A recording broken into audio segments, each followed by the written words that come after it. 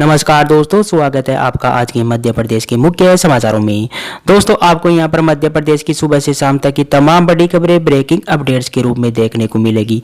दोस्तों, आपसे रिक्वेस्ट है कि इस वीडियो को लाइक और शेयर कीजिए तथा इस चैनल को सब्सक्राइब कीजिए और बेल आइकन के नोटिफिकेशन को ऑन कर लीजिए। तो दोस्तों, सीधे चलते हैं आज की पहली बड़ी खबर की ओर।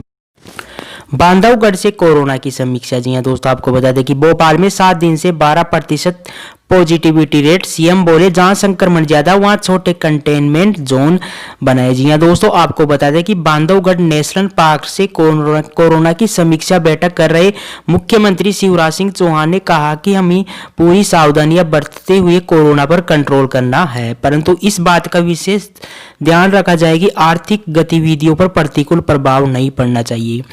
विवाह आयोजनों, वस्तुओं के परिवहन आदि में बाधा नहीं आनी चाहिए और न ही समय का बंधन हो।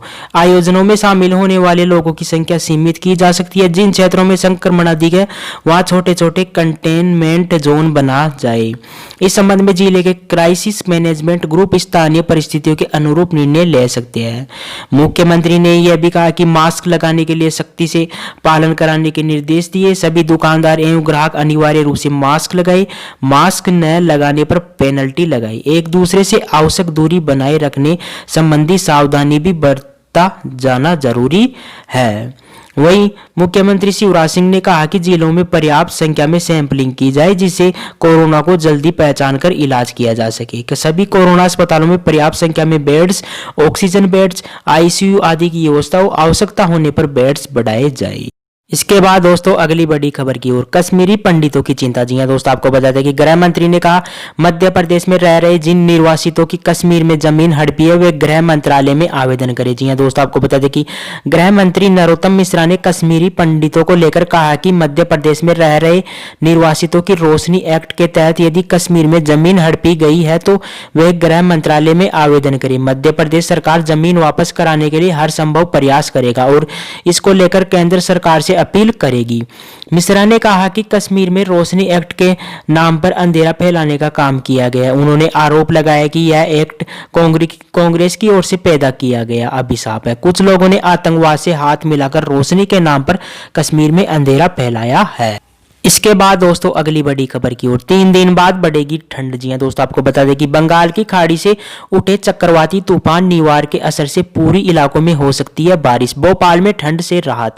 जी हां दोस्तों, आपको बता दें कि बंगाल की खाड़ी में उठे चक्रवाती तूफान निवार के आज यानी बुधवार को तमिलनाडु के तट पर टकराने की संभावना है। मौसम विज्ञानियों के मुताबिक निवार के असर से पूरी मध्य प्रदेश में खासकर जबलपुर संभाग में बुधवार गुरुवार को बारिश हो सकती है। तूफान के असर से राजधानी भोपाल सहित शेष इलाकों में बादल छाने से न्यूनतम तापमान में बढ़ोतरी हुई है। आज रात का तापमान कल के मुकाबले 3 डिग्री तक बढ़ गया है जिससे ठंड से राहत मिली है। हालांकि 28 नवंबर के बाद एक बार फिर से ठंड का दौर शुरू होने के आसार है। 28 नवंबर को पश्चिमी विक्षोभ के आगे बढ़ने के हवाओं का रुख फिर से बदलकर उत्तरी हो जाएगा। इससे ठंड बढ़ने की संभावना है। मौसम विज्ञान केंद्र भोपाल के मौसम विज्ञानी HS पांडे ने बताया कि निवार तूफान आज तमिलनाडु के तट पर टकराएगा। इसका प्रभाव छत्तीसगढ़ के अलावा पूरी मध्य प्रदेश में बुधवार से ही दिखने लगेगा। बादल छाएंगे और बारिश भी होगी। इसके बाद दोस्तों अगली बड़ी खबर की ओर बात करते हैं कोरोना अपडेट्स की। तो पिछले 24 घंटे में मध्य प्रदेश में 1766 लोग कोरोना संक्रमित पाए गए हैं। 1112 लोग डिस्चार्ज हुए और 11 की मौत हो गई है। संक्रमितों की संख्या अब 1,96,511 हो गई है। इसमें 1,80,349 लोग ठीक हो चुके हैं जबकि 12,979 मरीजों का अभी इलाज चल रहा है। संक्रमण से जान गंवाने वालों की संख्या अब 3183 हो गई है। इसके बाद दोस्तों अगली बड़ी खबर की ओर। कांग्रेस विधायक ने शादी के 25,000 कार्ड बांटे। कोरोना के कारण आयोजन किए निरस्त। जी हां दोस्तों, आपको बता दें कि बेटे के विवाह के 25,000 कार्ड बंट चुके थे। सभी तैयारियां अंतिम दौर में थी। मेहमानों के आने का सिलसिला भी शुरू हो चुका था। गार्डन डीजे वालों को बयाना दिया जा चुका था। 50,000 से ज्यादा लोगों के लिए खाने का मेन्यू बन चुका था। इन सब में लाखों रुपए खर्च हो चुके थे लेकिन ऐन मौके पर सब कुछ निरस्त कर दिया गया। कारण बना कोरोना। शादी की प्लानिंग को कैंसिल करने का कार्य किया इंदौर के क्षेत्र क्रमांक 1 के कांग्रेस विधायक संजय शुक्ला ने सोशल मीडिया के जरिए आमंत्रित किए गए लोगों से क्षमा मांगते हुए घर से ही वर वधू को आशीर्वाद देने की अपील की।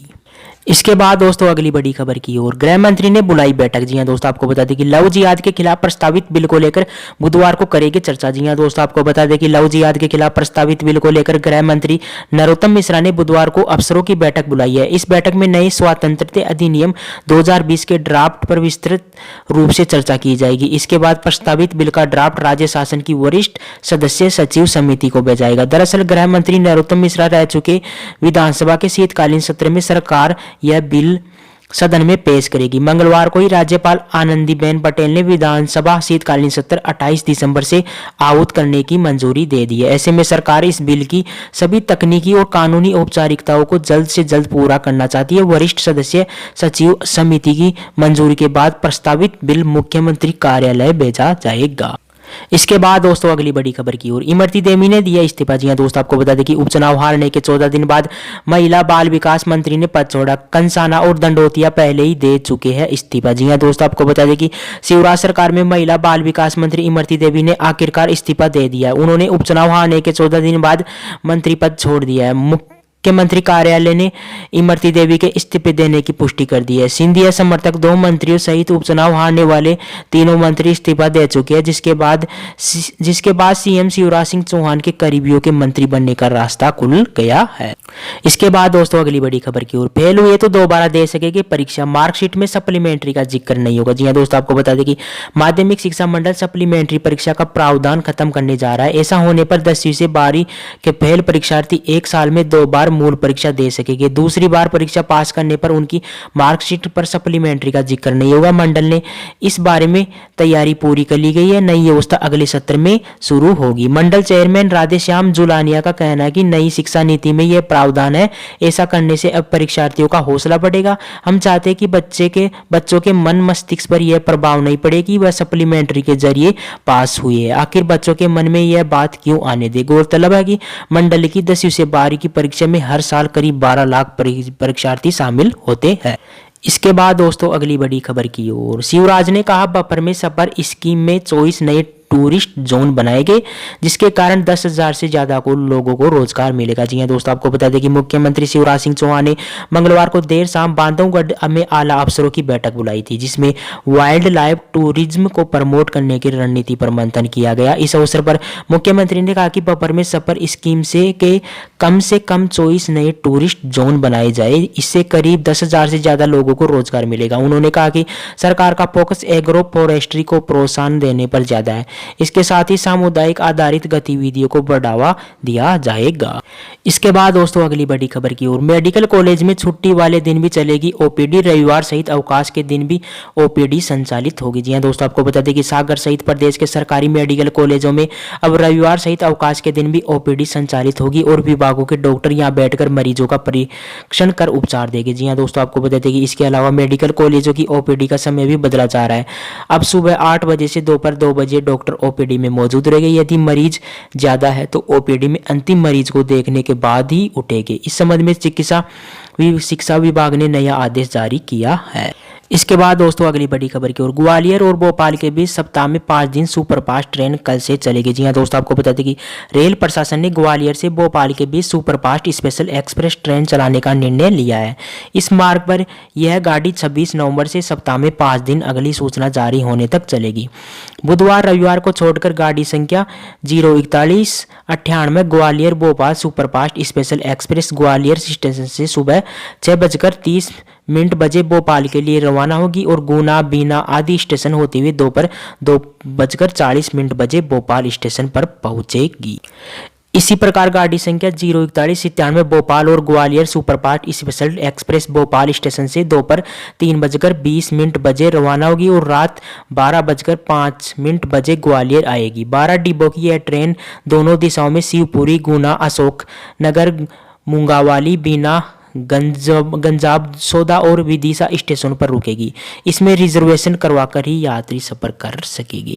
दोस्तों अगली बड़ी खबर की ओर, शासकीय कार्य में लापरवाही करने वाले तहसीलदार के रेडर की होगी विभागीय जांच। जी हां दोस्तों, आपको बता दें कि कलेक्टर मनीष सिंह ने शासकीय कार्य में लापरवाही और उदासीनता बरतने पर बिचौली हबसी के तहसीलदार राजेश सोनी के प्रवाचक रेडर आशीष शर्मा के खिलाफ विभागीय जाँच के आदेश दिए। जाँच के लिए अनुविभागीय अधिकारी राजस्व बिचौली हबसी को जाँच अधिकारी व प्रस्तुतकर्ता अधिकारी नियुक्त किया गया है। बता दें कि कलेक्टर ने पिछले दिनों कलेक्टर कार्यालय स्थित बिचौली हबसी तहसील कार्यालय का निरीक्षण किया था। इस दौरान विभिन्न अनियमितताएं और लापरवाही पाई गई थी। इस कारण आशीष शर्मा को कारण बताओ सूचना पत्र जारी किया गया था। संबंधित का जवाब संतोषजनक नहीं होने से विभागीय जांच के आदेश कलेक्टर ने दिए हैं।